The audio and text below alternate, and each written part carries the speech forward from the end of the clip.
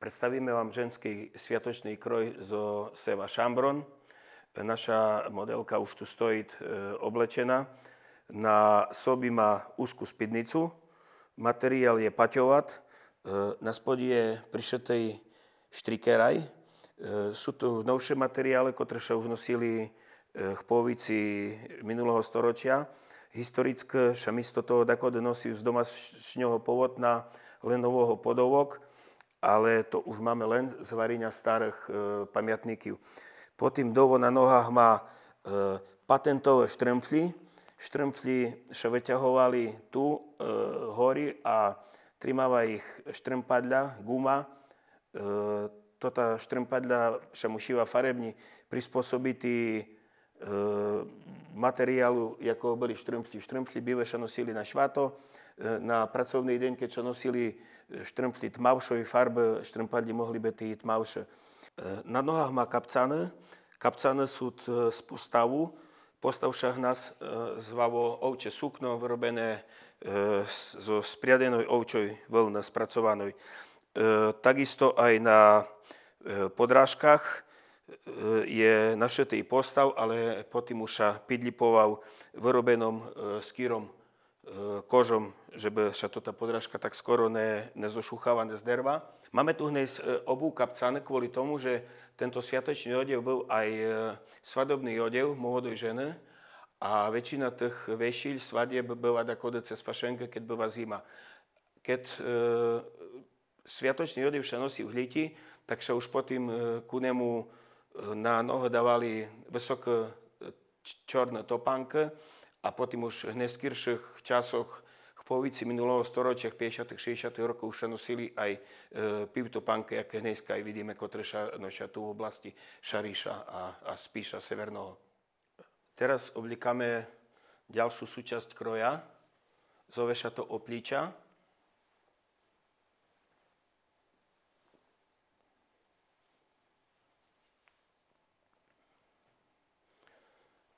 Trik máme z materiálu paťovat, takode v skorších dobách sa používalo i domášne lenové polotno.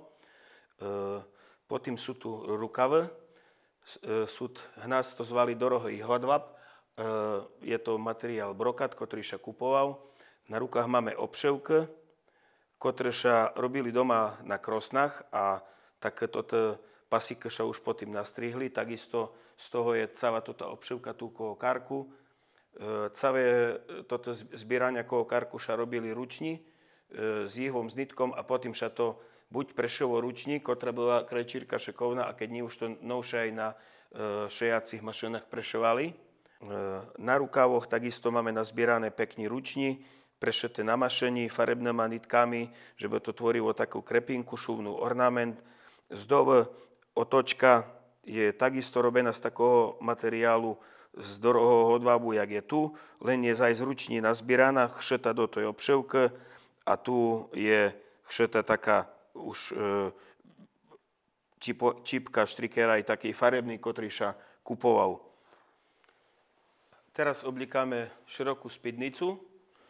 V pracovných dňoch sa nosila jedna spidnica, ale na švata, jak súčasť sviatočného kroja sa nosili spidnici dvi, żeby dívka mala širšie boky, żeby vyzerala jak riadna baba. Keď išla dívka do cerkvy, alebo ako aj na vešíľa, keď to oblikala jak svadobný kroj, tak sa zvykla jedna spidnica obertati na ruby, na spak. To znamená, že tým, čo má byť zo spodu rúbcami zo spodu, tak byla rúbcami zvonka, żeby jej neprišlo z oč. Materiál je paťovat. Úplne staré spidnici byli šité aj z tončého domašného polotna. Sú tu toto zaševky, alebo faudy. Účel byl taký, že to malo spevniť vlastne celú toto spidnicu a na spodi takisto prišetej kupovaný štrikeraj. Teraz oblikáme verchňu bivú sukňu, hnas sa zove kabat. Oblikať sa kabat tak, že zverchu nemôže byť vidno spidnici. Zdove by mal takisto spidnici, kabát krytý, ale nevadí, keď kus tej spidnici bolo vidno, kvôli tomu, že je na nej našetý ten štrikeraj, što pôsobí ho celkom estetické, ale musí to byť, tá dĺžka musí byť primeraná, že by kabát prekryval, alebo len veľmi jemne, že by bolo vidno zo spodu spidnicu. Takisto toto zaševke tu mali robiť to, že by tá látka dookola bola spevnená, zdove, z dnuka, že by ten okraj sukni byl pevnejší, že našovala tzv. Listva, to nazvali. Byl to počevka z pevnejšieho materiálu, zvyčajne inakšieho, jak byl materiál toho celého kabátu. Ševša z tonkoho biloho hadvábu, prípadne z paťovatu a z peredňoj strany, kde potom išiel fartuch, še dávala aj tunča látka, dajaký paťovať nehodváb, ktorá bola finančne menej náročná, bo to bolo potom spredu fartuchom prekryté. Teraz oblikáme fartuch. Tu pri fartuchu je dôležité, že by prekryval aj sukňu, aj že by prekryval spidnici, ak sú zaviazané, že by tu spredu a ich nebolo vidno. Mašli, ktoré tu vidíme, tak dakode byli celé bivé, po tým neskôrších časoch, keď už boli dostupné iné materiály, tak sa prispôsobovali aj farební. Tu vidíme, že tá mašľa je farebne prispôsobená pantlíky, ktorú má divka aj vo vosách. Dôležité je tu ešte povistiť, što sa robia pri oblikaniu chyba, že fartuch má byť dĺžkom jednaký s kartonkom, nemá byť kurčí. Jak je kartonka, že by tá kartonka nebola z toho ten kabát, že by nebolo vidno tak. Má to byť tak jednej dĺžky prekryté. Materiál je takisto paťovať, kupovaný, spevnené takisto téma zaševkami. Tu na spodi už nie je štrikeraj, ale kupovaná čipka, buď robená strojovo, alebo hačkovaná. Takisto v seredini je všeta čipka, ktorá už je kupovaná, ktorá nie je doma robená. Toto súčastka všetky, jak kabát, tak ten fartuch už neboli šité ruční, ale boli šité na šijací mašení. Pri tých zaševkách ešte treba povistiť, že ktorá mala divka na tom fartuchu tých zaševok tu najvece, tak hovorili, že bola paradniša, bo bola bohatša. Hej, je to aj tým, že pri tých zaševkoch sa spotrebovalo vece toho materiálu, tej látky. Tota ornamentová čipka, ktorá je tu v seredini šeta, sa zvala obojstranná čipka, kvôli tomu, že nemala ukončenie z jednej, z druhej strany, hej, ak tu vidíme toto vlnka, ale ich z obidvoch stran byla jednaká, vševáva sa tu a inakšie ju z nás zvali aj ketiška. Teraz na obličia oblikáme vajblik. Vajblik byl ku švatočnému kroju furt bivoj farbe s bivým podkladom, s tým, že mohli byť na ním nejaká farebná potlač, rúže alebo nejaké iné ornamenty. Znúka, jak podševka furt bolo domašne polotno, alebo prípadne paťovať. Navrch toto nás zvali tebet. Obšetý byl takýma zúbkami z Anglii, obšetý šuvní krepinkami, ktoré sa kupovali, a takisto farebnými harasikami. Toto sa priševalo na vajblik buď ruční, alebo na šijací mašení sa priševo. Pri vajbliku ešte treba povistiť, že furt malo byť vidno medzi fartuchom a kabátom, malo byť vidno časť po vajblik, malo byť vidno aspoň takú tú časť opličate zo spodu. Zo zadu na vajbliku sa robila taká zaševka a taký ornament sa vyševal z tých krepín aj z harasikiv. Také slučky, to už bolo individuálne podľa toho, ktorá baba ten vajblik ševa a jakú máva fantáziu, jaké toto ozdob z tých krpinok z harasiky tu na ten vajblik zrobíva. Kark pri švatočnom kroju sa dávali pacerike. Farbu mali striebornú, alebo mohli mať farbu do zlata, do zlatého odlesku. Farebné pacerike sa šambroni poslednú dobu, čo pamätáme, už nenosili. Počet nitok v pacerikoch byl odlišný podľa veku divčata, ktoré ho nosilo. Dospievajúce divčata a ženy nosili od 9 po 12 nitok v pacerikoch. Pacerike sa nosili tak, že toto nitky byli približne jednakoj dĺžky, že by jedna pacerika nešla až kde tu níže, že by to nebolo tak rozťahané, ale toto pacerike išli ženi okolo karku, tak všetky do jedna. Zozadu sa to zviazovalo šnurikom a potom na to sa dávala ešte zozadu mašľa. Naverh na vajblik išla šafonka.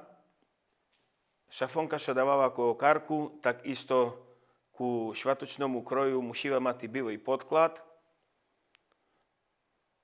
Máme šafonku, materiál tu na tí šafonky je tebet, ale takisto mohla byť šafonka aj z tonkoho alebo aj z hrubšieho hadvábu. Na okraju šafonky sú drojty, ktoré sa ruční s heknadľom na tú šafonku nahekľovali ženy, ktoré to znali robiť. Tak to robili. Neznáva to každá žena s tom heknadľom robiť. Kinci šafonky sa štúrili pід kabát, že by nevyšili z dívky, a do serediny, že by jí to šafonka šuvni trimala, sa dávala špíľka. Špíľka sa kupovala jak šperk pro dívku.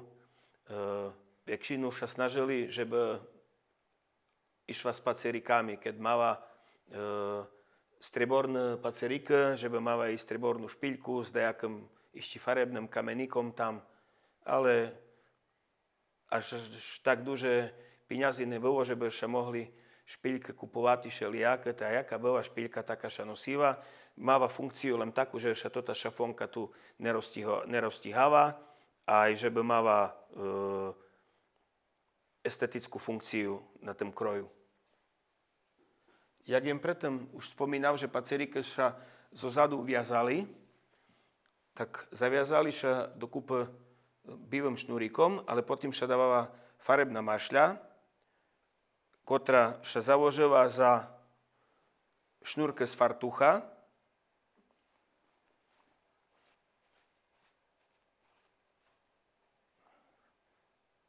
A vyšíva dolo kolo kabátu. Tu je dôležité povisti, že tota mašľa nemala byť niže kabátu, mala kinčatý buď rimno s kabátom, alebo takde v tých místcoch, jak sú toto zaševky, že by proste to pôsobilo na tí dívky estetické. Keď byla tota mašľa dlhšia, my máme ju teraz zaviazanú na 2 kinci, ale keď byla mašľa dlhšia, že by z nej nestrihli, tak ju ešte zaviazali na mašličku, na zasívku po našomu, hej, a mala vlastne potom tota mašľa 2 kinci a mohla tu ešte medzi tým byť dolo mašlička. A čo miezne prišlo, keď jem ťa čekáva, bvaja ty dávaš, to jem večeráva. Príď, Janičku, príď do nás, pokiaľ to neprídeš, tá ja prídu do vás. Príď, Janičku, príď do nás, pokiaľ to neprídeš, tá ja prídu do vás. Ostatňom odevnom súčastkom krojach zimy, keďže máme aj na nohy kapcane, tak byl ženský kožuch. Kožuch byl šetý z ovčích skýr. Ovčí skýr sa vyrábali šambroni, byli chłopi, ktorí to znali robiť. takisto aj šili toto chłopy kožuchy, ktoré skoro vyrábali. Celý kožuch bol šitý ruční, tak ho môžeme oblečiť a potom sobie kažeme po tým detaile da kotre. Ženský kožuch bol strižený z vece dieliv. Bolo to i kvôli tomu, že by vystihoval hlavní vzadi, bol strižený kvôli tomu tak prestrihovaných pojaši, že by pri širších ženských bokoch na tú ženu dobrý šav, bol prestrihovaný tak, cez chrbet byl jeden diel, že by što najviacej využíva skora a už potom individuálne každý, kto jak toto kožuchy šil, tak robil také ozdobky. Všetko bolo robené ruční, šité, prešívané, toto spoji na skorách boli prešívané takisto skorom, že by toto rúbci nebolo vidno, jak vidíme aj tu. A takisto aj spredu guzíky boli robené z tej ovčej skúry. Takisto toto očka, tak sa to tu zakapčovalo. Keď ovča skýra bola býva, tak na ozdobu tu v časti okolo karku sa dávali také vševaté kúsky z čornej vovny, z čornej ovci. Toto čorné trojuholničky, ktoré tu spomínam, sa zvali aj kvapte. A tu ešte chcú povistiť, že šambroni kožuch ženskej, ale ani mužskej, bo aj muži nosili, hlavne staršie chłopy, alebo serdáke, ktoré nosili muži z ovčej skôr, nikda nebol vyšepaný šambroni, jak už napríklad v susedných sevách ostatných. Nás byl kožuch furt bivej. A šviatočný kožuch musí byť bivej. Už keď sa vece po tým prinošeniu obnosil, že sa očúchal, tak už sa začal nosiť jak pracovný kožuch k zimi, a sviatočný kožuch furt musí byť z ovčej skoro vyrobený bivej, jak ho tu vidíme. Nechcú parádnoho, bom parádna sama. Hej, bobo, mi na polu robota ostáva. Bobo, mi na polu. Hej, bobo, mi na polu robota. Teraz ku švatočnému kraju sa robiť divky účes, plete sa i vrkoč, po našomu kosa. Dakode mali divčata vo vose dlouhé, až poniže pojasa. Naša modelka tiež má vo vose dlouhšie, aj keď ne také dlouhé, jak dakode nosili divke. Kosa sa zaplete, nakonec sa vplete do kose mašľa, stužka, ktorá sa farebná, mašľa, ktorá sa potom zaviaže a ten vrkoč ukinčat. Takže teraz sa do kose jedno s vovosami už vplítať mašľa. Má to taký účel, že by tých vo vosoch potom, keď je zapletená, trimáva, lebo keby sa len zaviaza vrkoč na kincu, pri pohyboch, pri taňcu alebo pri nejakých pohyboch, bo potom toto mašľa, toto vo vose netrimáva jedno. Vidíme, že sa okrutiť, stiahne, musí kosa vytrimať celý čas, pokiaľ to tá divka potrebuje. Na polu robota ostáva. Bobo mi ostavo zerno i pšenica. Hej, ľude bovarili, že jem paradnica. Ľude bovarili, hej, ľude bovarili. Po zaplečeniu kosy začíname dávať partu. Parta má vece časti, tak dávame tu peršiu časť, ktorá je spredu, to sa zove obruč. Tvoriť ju také naskladané mašly, z ktorých je zrobená, zove sa to zaplítka, sadí sa to, zaviaže šnurikami, že by tá obruč na hovovina vo vosách trimáva. Spredu na tí obruči sú našete korálke, pacerike a tres po našomu. Dávame zadnú časť parte, ktorá sa zove deňce. Najnovšie sa toto korálky, ktoré tam vidíme, a tres a mašly, stužky, sa dávajú na tvrdší kartón, ale v minulosti, takode dávno, sa dávali na tonkú smerekovú došku z mягkého dereva, tak za to aj názov ostal dence. Dence je v našom jazyku denko. Na vovose sa pripevniť derevianom paličkom, ktorá sa obchad do vovosy, jak je zapletený vrkoč. Ko toj derevianej paličke sa okrúťat šnúríky čorné, ktoré sa priviažut a vlastne na vovosách celé toto dence trimat. Má to samozrejme určitú váhu, takže dívka pro parádu musí aj štosi vytrimati, bo keď sa celé toto trese teraz púšťať dovo, tak všetko vlastne trimat so svojimi vovosami.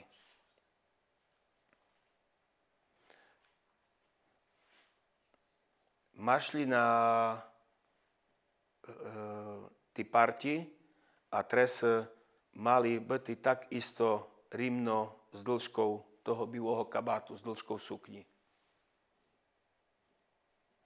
Na verch teraz sa pripevňuje vínčik, nás to zovú vínčik. Sú to také streborné trbletky robené na tonkých dricíkoch. Takisto sa pripevňať na temeno hovove a pri pohybi hovove sa voľne pohybujú, odražajú čvitvo, takže pôsobiať na ľudské oko estetické. Żeby toto trese s mašľami veľmi neviali vo vitri, alebo nelítali až ako toj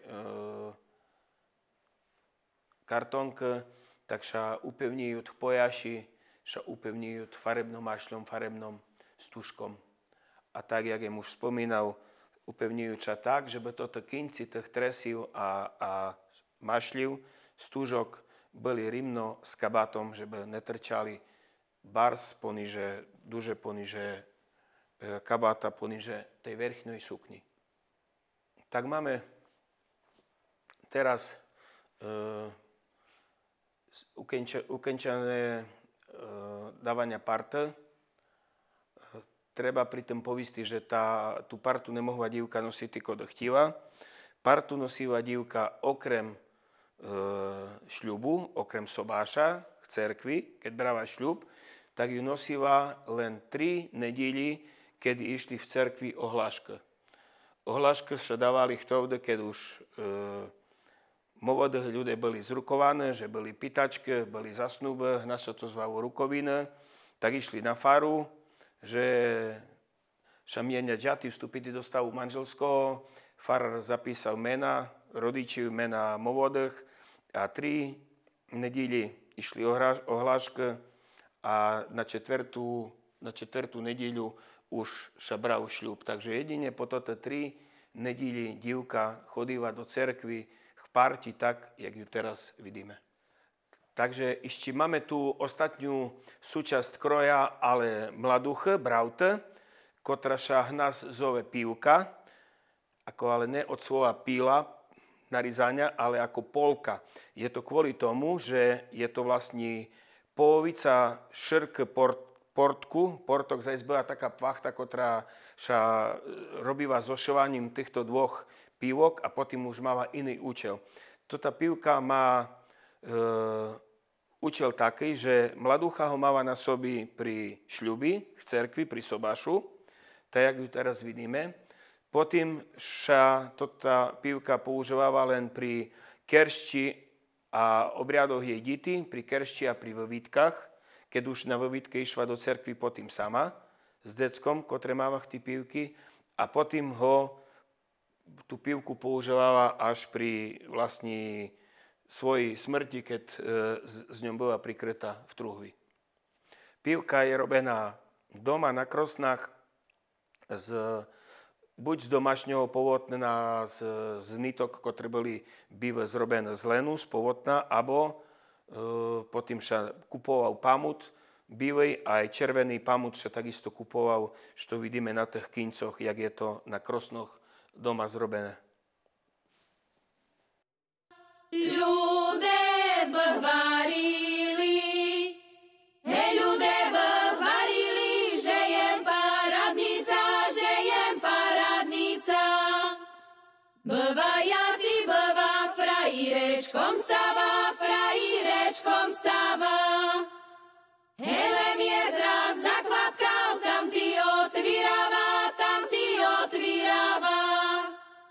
Lem je zraz zakvapkal, helem je zraz zakvapkal, tam ty otvírava.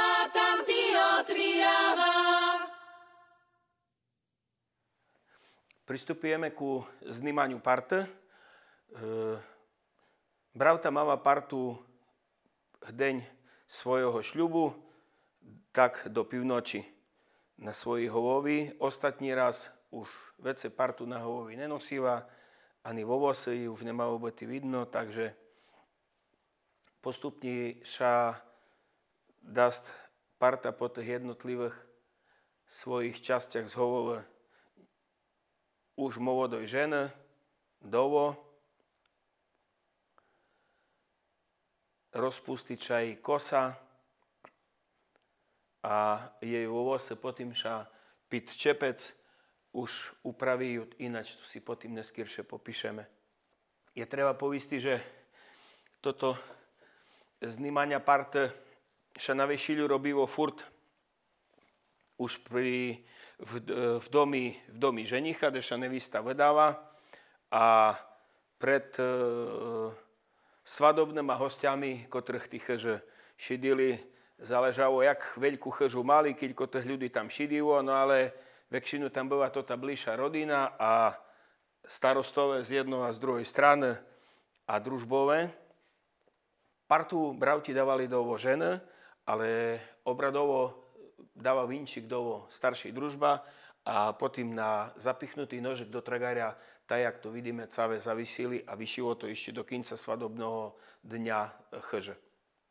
Takže po zoňatý parte pristupujeme ku čepčíňu. Vrkoč, kosa sa musíva rozplesty. Vo vose dati do jednoho zviazku, do copa. Keď máva divka dostatočne dlhé, alebo žena dostatočne dlhé vose, netrebalo ku tomu nič, len je rozdeliť na polovicu, na jednak dve polovici, hej, ale vzhľadom na to, že naša modelka má kurče vo vose, tak je tam taký doplnok, ktorý je kustote vo vose nahradiť a z tých vo vosiu potom s tým doplnkom zrobíme také kolečko, ktoré sa dá do čepca, takže môžeme pristúpiť ku samotnému zviazaniu a ženy začnú robiť z tých vo vosiu aj s tým doplnkom takzvané zaplítky. Robí sa to tak, že vo vose sa potom okrúčajú šnúrikom dookola. Takže teraz idú čas robiť dva jednaké zaplítky. Parta moja parta, píšva do Barta, heja mi ľubej vínec, píša pitka minec. Partičko pervova, letíš mi z hovov, hej vínku mi zelenej, štože mi potobí. Vínku mi zelenej z mavoho barvinku, hej, jak ja ťa trimáva, kaši popiť skrinku. Bvaja divočka už nebudú nikda, moja ľuba zvoľa, jak sa mi premigva. Hej, moja ľuba zvoľa, jak sa mi premigva. Oj, zvoličko, zvoľo, jak je sa mi premigva. bez kameňom do Dunaju tresva. Hej, jaké bez kameňom do Dunaju tresva. Bo kamín z Dunaja nikda nevyplne, ta i moja zvoľa, ja kamín zahne. Hej, ta i moja zvoľa, ja kamín zahne.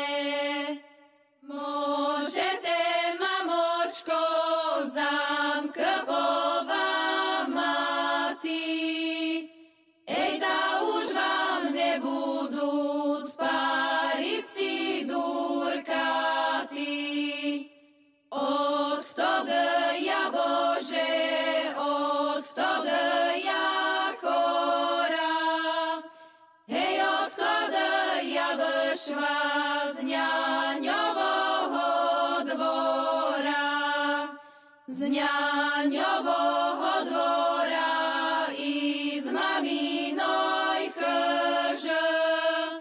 Hej, od vtedy mňa, Bože, oblivajúc slzy, tak jem šabedáva, hej, jak jem sama chtíva, dostávam za muža, hej, svojho frajíra.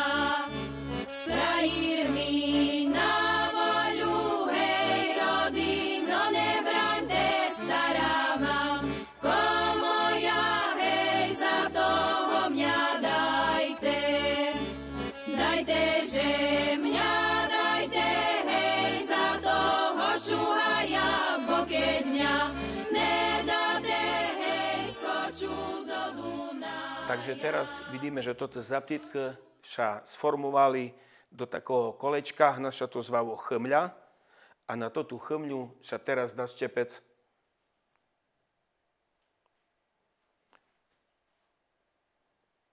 Čepec sa dával tak, že bez neho nebolo vidno barz vo vose, len keď tak kuščok zozadu, priviazal sa šnúrkom okolo tej chmly.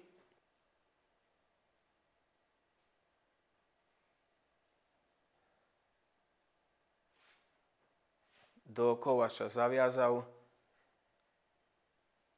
Šnúrik mal hlavní funkciu, že by celý čepec na chmli a na hovovi stabilizoval a na estetiku ešte sa dávala navrh mašľa.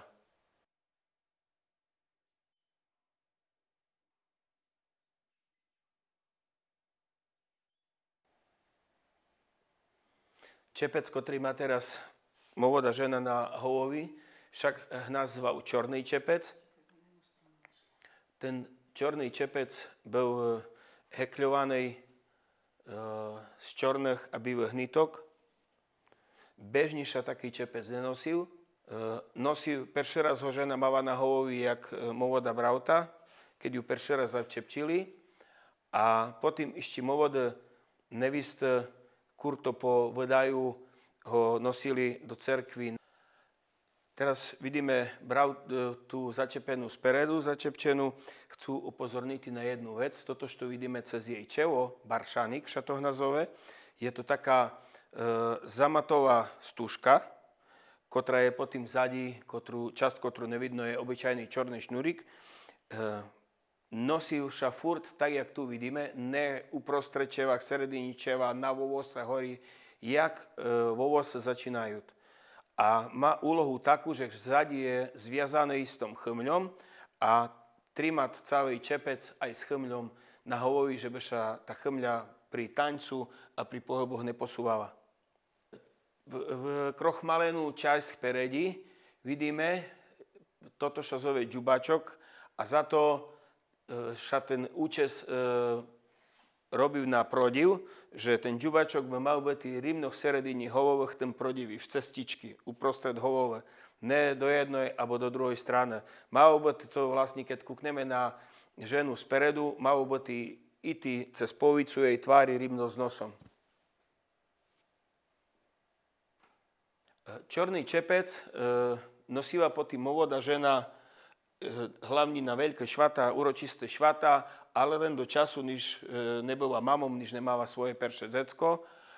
Väčšinu sa nosí do cerkvy pres, chustka sa na čorný čepec nedávala, chustka sa dáva na čorný čepec len vtedy, keď to trebalo zakrytý ho pred dožďom, nejakým nepriaznivým časom, počasím a podobne, ale zvyčajne však Šambroni čorný čepec nosil bez chustka, tak ako vidíme. A za našom